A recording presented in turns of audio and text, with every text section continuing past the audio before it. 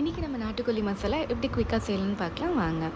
So ஒரு நாட்டுக்கோழியை எடுத்து நல்லா வாஷ் பண்ணிவிட்டு அதில் வந்து 1 ஸ்பூன் உப்பு, 1 ஸ்பூன் மஞ்சத்தூள், 1 ஸ்பூன் தனியா powder, 1 spoon chilli powder, 1 spoon cumin powder அதெல்லாம் போட்டு கொஞ்சம் நல்லா மிக்ஸ் பண்ணிவிட்டு லெமன் வந்துட்டு ஒரு 1/2 ஸ்பூன் போட்டுக்கோங்க.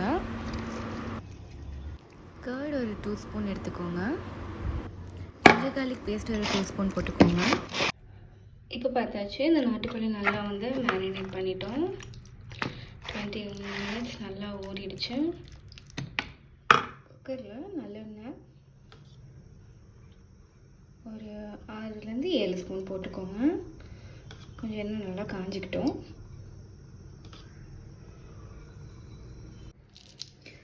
அஞ்சு ஏலக்காய், 5 கிராம்பு, 2 பிரியாணி இலை, ஜீரகத்தூள் ஒரு 1/4 ஸ்பூன், பட்டை ஒரு 3. லோ ஃப்ளேமில் இந்த ஃப்ளேவர் பச்சை மிளகா 2 சேர்த்துக்கிறேன். சென்டரில் கொஞ்சம் கட் பண்ணிக்கிட்டேன். பெரிய மிளகான்றதுனால 2 எடுத்துருக்கேன். உங்களுக்கு வேணுன்றதுக்கு நீங்கள் சேர்த்துக்கலாம்.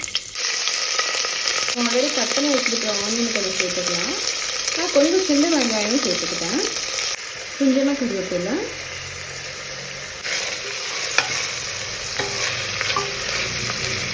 கட் பண்ணி வச்சுருங்க 2 சின்ன தக்காளி அதை ஆட் பண்ணிடுவேன்.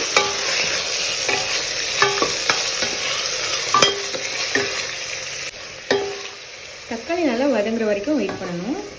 வெங்காயம் தக்காளி நல்லா வதங்கிடுச்சு. இப்படி வச்சுருக்கிற சிக்கனை வந்துட்டு இதில் ஆட் பண்ணிடலாம். சிக்கன் இதில் ஆட் பண்ணியாச்சு.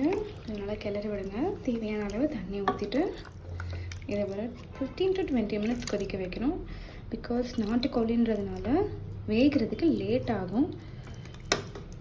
தேவையான அளவு தண்ணி ஊற்றியாச்சு. குக்கரை மூடிட்டு வெயிட் பண்ணலாம்.